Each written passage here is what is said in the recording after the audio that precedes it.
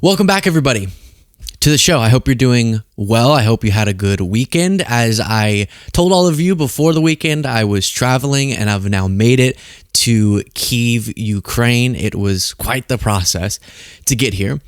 And the subject of this segment that I want to get to is already what I've witnessed and laying out for you something that Putin should be absolutely terrified about. His nightmare manifested. So we'll get to that in a second. But first, let me just walk you through a few details. Again, as I notified you all beforehand, I traveled. Kaylin Robertson, who's a journalist here, invited me to come to Kyiv, Ukraine, the place that's being invaded by the Putin regime and a people that are just trying to stand up to this fascist attempt at a takeover, and are doing so with so much resilience in the face of horrific bloodshed. And I will note that I can't tell you what I'm doing, but the next couple of days, you won't hear from me at all. I'll be gathering a lot of information and content that then I'll share with you in a couple of days. But I can't name exactly just for safety reasons, but I will then share with you everything that was experienced. And so just wait to hear from me in a couple of days. That'll be our next show, and I do appreciate all of your patience. And so let me just kind of walk you through, and then we'll get to the Putin point, what the last couple of days have been. Obviously, you can't just hop on a commercial flight straight into Kyiv, and the capital city where the government is, where millions of people live, is constantly facing still massive strikes by Russia. And so to get into the country, you have to fly to a bordering country. I flew into Warsaw, Poland, and then either take a train or drive all the way into Kyiv, which is what I did, and did the driving option, which was honestly lucky. But then it probably took 15 hours of driving even after I landed in Warsaw. And the driver that I had, Ukrainian woman, and didn't speak essentially any English. And so the whole drive, it was kind of cute. We were getting, our phones, and we would be at a gas station or something, and we would type out a long paragraph on Google Translate and then click the speaker button. It would speak it out. I would type it out in English and then click the speaker button on the Ukrainian, and I would speak out to her. Then she would do the same back to me, and we were having whole long conversations, not just about the logistical stuff, but just about everything. And it was an interesting experience to have to do that Google translated version of a chit chat, but honestly, a sad, heartbreaking first discussion we had was, she had asked me, is this your first time in Ukraine? I said, yes. I said, I'm going to see a friend and doing reporting. And she, I guess just based off of my vibe, wasn't sure if I knew exactly what I was getting into. And she wrote out this long paragraph just saying, are you aware that there's a war going on? And which, by the way, if I weren't, and I was just somehow stumbling into Ukraine without knowing that would be kind of insane. But she wanted to make sure I knew that, and was giving me all these pieces of advice as to how to stay safe and just get ready. There's missiles, there's drones, and especially because yesterday was Ukrainian Independence Day, and Russia consistently makes a point on days like that of terrorizing Ukrainian citizens. So she was warning me of all that. And it was so heavy to have someone that you're sort of laughing and talking to in this really unconventional way, then have to stop the conversation and say, are you aware of the utter brutality that Ukrainians are experiencing every day? And then that she was concerned for my safety when I'm only going to be here for a short period of time. And this is what she and her family and her friends are dealing with every single day. And so then once I got into Kyiv, again, long process getting across the border through checkpoints and all of that, lots of checkpoints, is a whole process, and having the driver who took me there to help with all that I don't know what I would have done if it weren't for her. And then I got into Kyiv. And again, it's Ukrainian Independence Day. Now, it didn't turn out that Russia made a show of striking Kyiv this Ukrainian Independence Day, because I think it was Kellogg, the U.S. envoy to Ukraine, was in town. And I heard from other folks living here that Putin specifically stops the strikes when someone like Kellogg is in town. And it's this disturbing kind of gaslighting game he plays to say, what are you talking about? Whenever one of your top officials is in town, Kyiv isn't being struck. Maybe people are, overblowing it or something. It's sickening. And so there were all these different Independence Day related things. And then we also went and visited the site of flags, small Ukrainian flags that they put in sort of like a flower bed to honor the fallen soldiers. And Kalen, who's taking me around in all of this, was just saying when he first got to Kyiv, it was like this one line of flags. And now you can just picture a whole kind of square, public square of flower beds, grass, with just thousands and thousands of flags, each representing someone who has died because of this illegal invasion by Russia, and people who were willing to give the ultimate sacrifice in defense of the country that they love. And that's a huge piece of this that is already hitting me. Again, I've only really been here a day, and actually right now, as I'm recording this, the sirens are going off.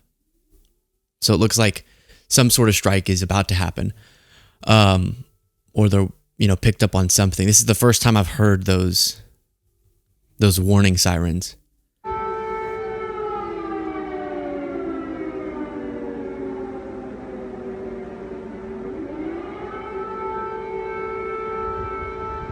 Okay, so I just stopped, and we'll plug in the video right there to run outside on the balcony to give you a sense of the sound. So this is the first air alert that I've heard.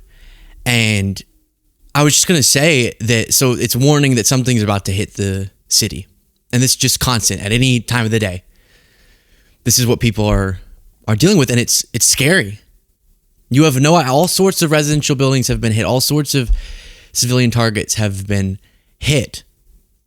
And to be living with that, I don't comprehend. But I was just going to say that it's already compelling, despite really the next few days being the more pivotal ones in the experiences that I'm going to be walking through. Again, trying to stay vague as I was directed.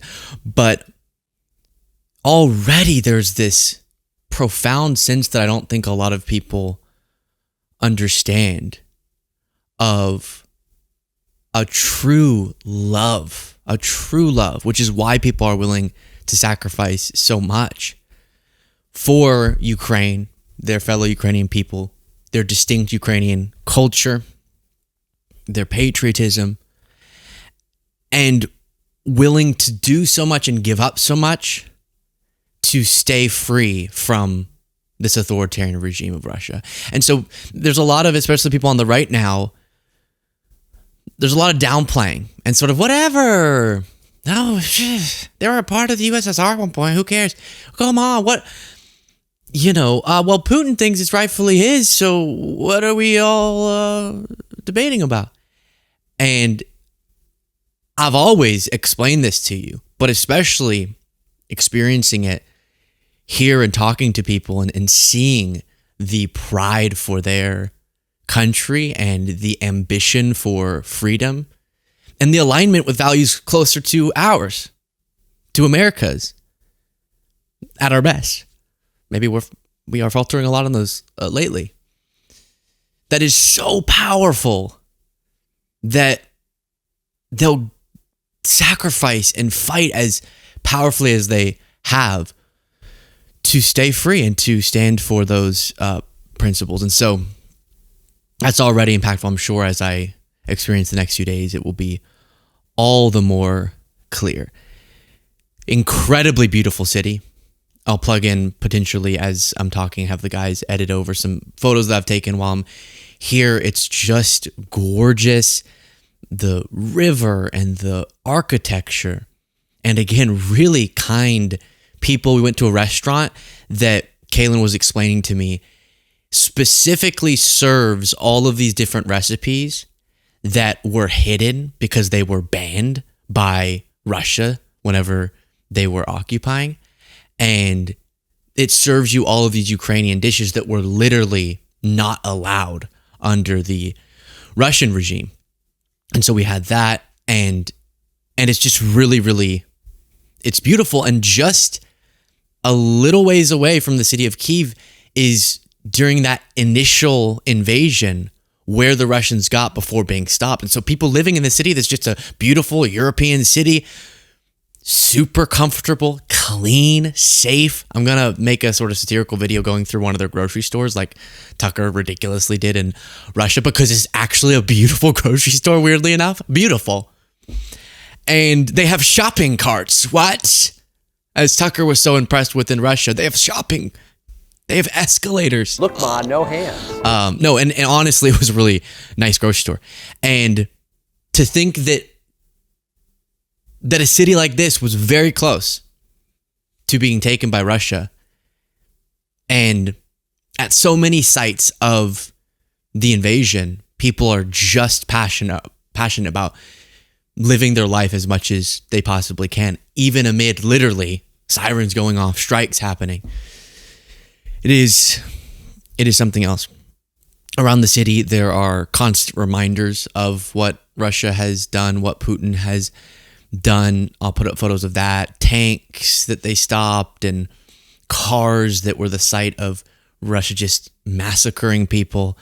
And so there's a lot of that imagery around that. Now the Putin point, I know it took me a long time to get there, but essentially everything I just laid out, the patriotism, the passion, the pro-democracy, pro-freedom sentiment, and just the resilience of the people.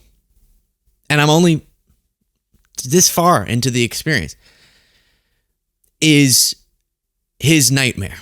He truly, another thing that Kaylin filled me in on was his expectation during the original 2022 invasion was to march right into Kyiv, have a victory parade, and begin occupying. I don't think he could have possibly comprehended the strength and the passion to fight back. And that's because of what I've explained to you. And that is his nightmare. That no matter how much he throws at this and how much bloodshed he causes, he's not going to be able to get rid of what's in people's hearts.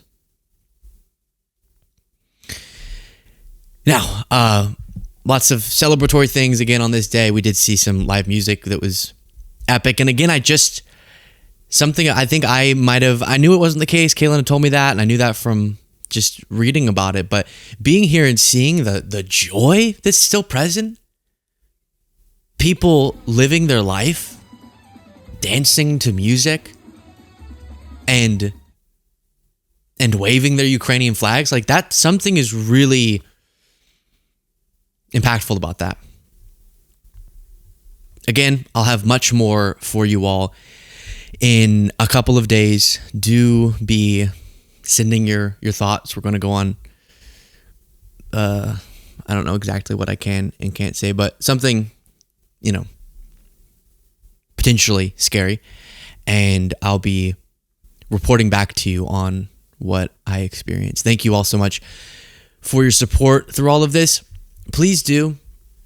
Again, if you want to support this show, support trips like this, you can do it a couple ways. Becoming a member. Once I get back to the United States, we'll pick back up our bonus shows. That's the join button. And then we set up, because some people just want to make one-time contributions, a link where you can just do that. You can make a one-time contribution, be a sponsor, since we don't accept other sponsors, but it's sort of all of you are the ones who sponsor this show in that sense. And that's givebutter.com/TLBS.